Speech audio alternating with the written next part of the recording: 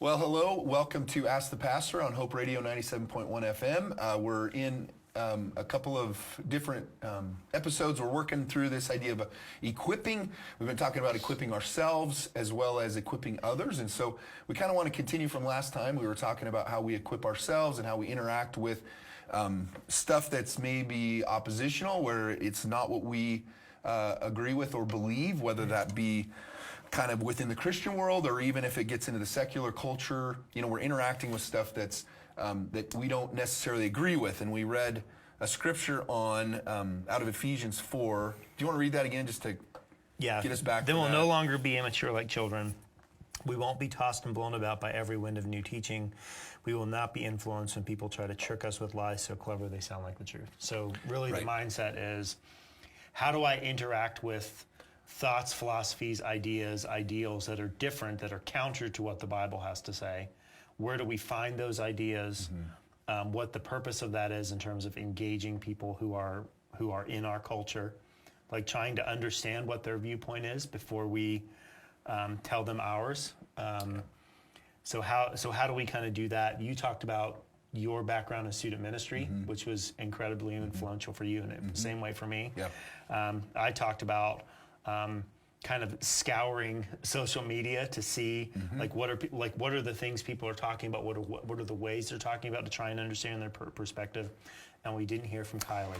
Well, yeah, I mean, mine's way different. Is when I took the part-time position at the hospital as a chaplain, I thought I was doing it for one reason, but really felt like God had a totally different reason, because I've entered into what's called CPE, or Clinical Pastoral Education, that teaches you exactly how to be a chaplain. So my struggle in learning through is taking off my pastor hat, and also as a counselor, my counselor hat, and going into that hospital room that it's not my appointment, it's not my visit, it's the person's visit. And I'm encountering, luckily here, a lot of the patients are Christians, but you also encounter people that could care less about you being a pastor, you being a counselor.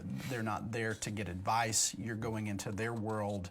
And so the biggest challenge for me is learning how to enter into their story and enter into their moment and help them in whatever spiritual journey they're in, whether that be satanic, whether that be a Jew, whether that be a Muslim, or whether that be a Christian.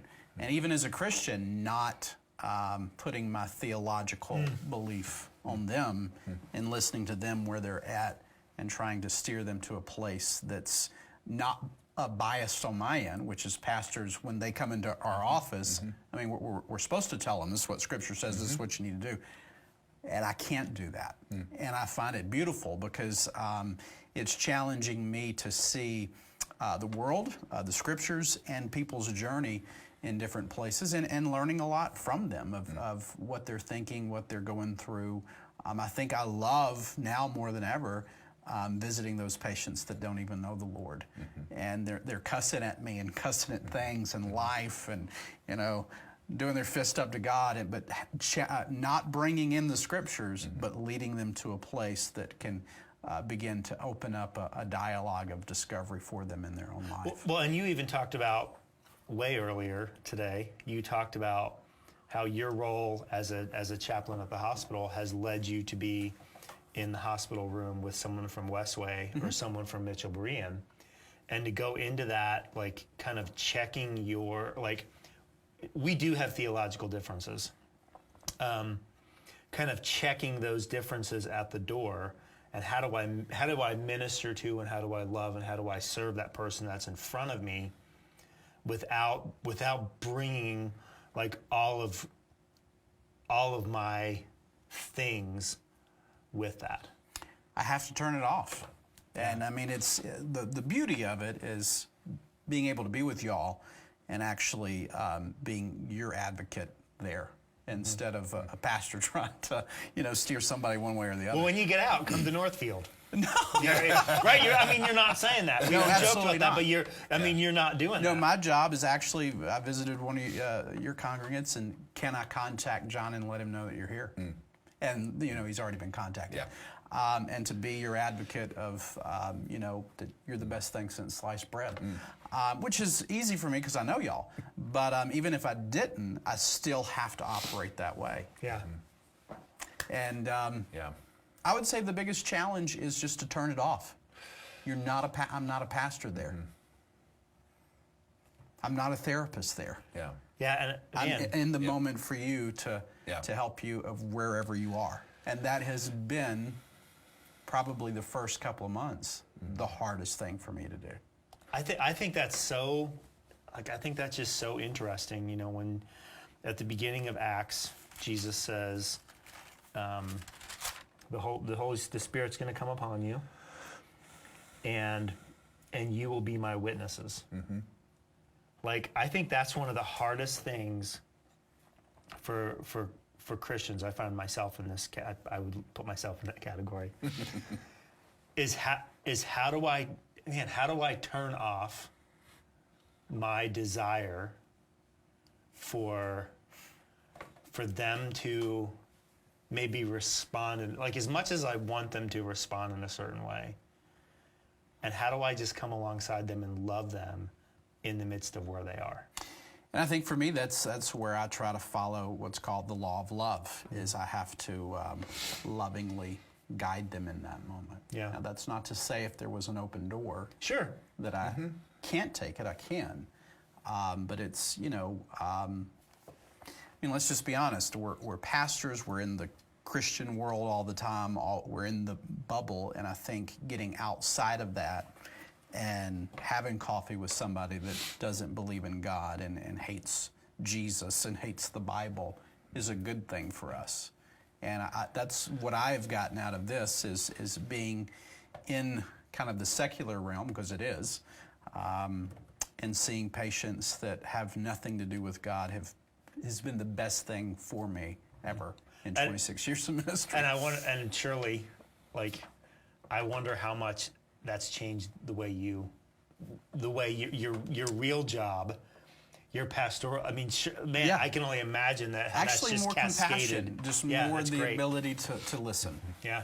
And to have what would just be the ministry of presence in that moment, instead of trying to be the man with the answers. For me. Yeah, that's really good. I think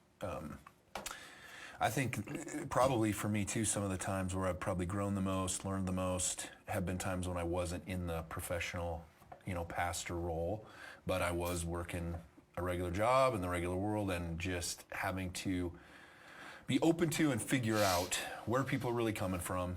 When they say certain things, what do they mean, and what is it? Where do those things come from? It's kind of like just a realness to, like you said, be able to listen and kind of turn off whatever agenda in a sense, and just be able to interact and take in where people are at and where they're coming from without that push or that judgment to, I'm constantly thinking, I think Paul, when he got to Athens, he's like, he gets up on Mars Hill, right, and we got that whole what history. I got open right yeah, here. it's like awesome. It's like here's the. He had gone around the city and looked at their stuff. He'd taken it in. He listened to them, and then he had an intelligent presentation based on a real kind of deeper understanding of where they're coming from. And he saw, an opening. You have this. Do you want to read it? The idol to the unknown God. Yeah, I love it. Men of Athens, I noticed you're very religious in every way. For as I was walking along, I saw your many shrines, and one of your altars had this inscription on it: "To an unknown God. This whom you worship without knowing is the one I'm telling you about." I think today, we would expect Paul to be like, "Men of Athens, I notice that you are worshiping all of these false idols. You guys are going to hell, and let me tell you about Jesus." And he does, it's so counterintuitive what he does, and just how do we help? How do I have this mindset? How do we help the people in our churches have this mindset? It's such a cautious way, and I love Acts 17. It's one of my favorite texts in Scripture, and he gives a gospel presentation without mentioning Jesus one time, and I think if if the three of us were to get up in front of our church body and do this, we might have people who are angry with us because we weren't maybe as clear as we could have been, or we didn't condemn the idolatry as much, and we didn't do all these things. But it's such a wise, the way he handles this is just, it's so incredibly wise, recognizing, because he knew who he was dealing with. And we read elsewhere in Acts, we know what Paul's background was, what his education was. Like, he knew who he was talking about. So I think if there is ever an apologetic, or if there is ever an instructive on how we are to interact with people who don't know Jesus, like Acts 17 is it. Well, and at the end, so I love it. Yeah, at the end of 17, he takes this really, he takes an approach that says, I understand where you're coming from, and I get a little bit of who you are.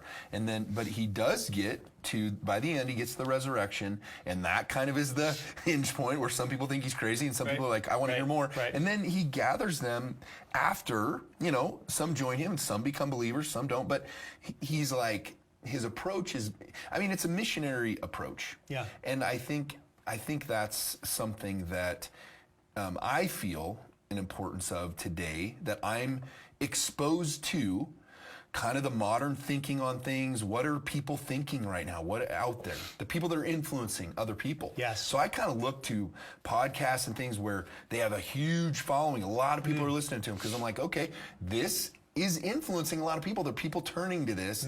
Why? And listening to what they think and what they have to say. And yes, at times they're oppositional to Jesus and the gospel. At times they say things that, to me, oh man, here's why that's true. I just want to jump in and go, here's why that's true. Because they do. The world does at times figure things out. I listened to a guy talk about forgiveness and the power of it and the importance of it, and how he's learned over time, like, it's not healthy to hold on to grudges and stay mad at people. And he's just learned this, and he's not a believer, man. He's total pagan, but he's learned the truth and the power behind a biblical principle. I'm like, well, yeah. Would you talk to, some of us as Christians struggle with this. It's like, anyway, so yeah, being exposed to other ideas and other people, to me, is important to really be good at presenting the gospel and speaking to our culture today. And there would be some people in the Christian world who would have, from their perspective, a legitimate beef that we would expose ourselves to this kind of thinking. But we want to, like, not only do we want to be exposed to it, to, I think, celebrate what's true. Like you said, the thing that you heard about forgiveness. I said this a few weeks ago at WestWay. Like, isn't it awesome when culture catches up to the Bible? Yeah, exactly. Yes, when they figure something out, or celebrate they see truth. there. Celebrate truth where they see it. Like, and I that's what Paul does. Celebrate truth where they see it, but also confront false things. Yeah. And we have to know what that is. Yeah. And part of our role and our responsibility is teaching our church bodies, like, how do I do that? Yep. How do I become like Paul in Athens? How do I become like Kiley? And kind of checking our theological comfort zones, understandings at the door, not ignoring them, not turning our back on them, but recognizing, like, maybe this isn't the space for someone to hear, like, what I might believe about end times theology. Right.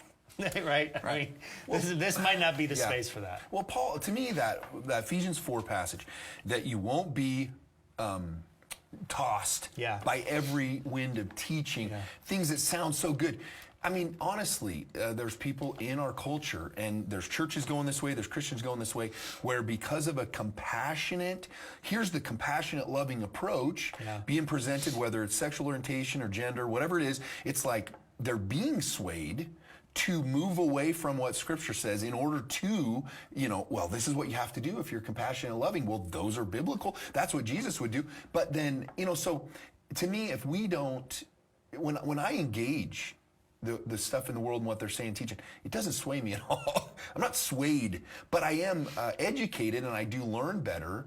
What are they thinking? Where are they coming from? Where are people at? And how can I speak to that? I think it keeps me equipped and sharp to be able to preach the gospel. today. And that's where our job comes in, to equip them Yeah. to where they will be mature and to where they won't be swayed. And I think we'll be talking about that next time. Yes, so thanks for joining us for another round of Ask the Pastor, 97.1 FM. God bless you. We'll see you next time.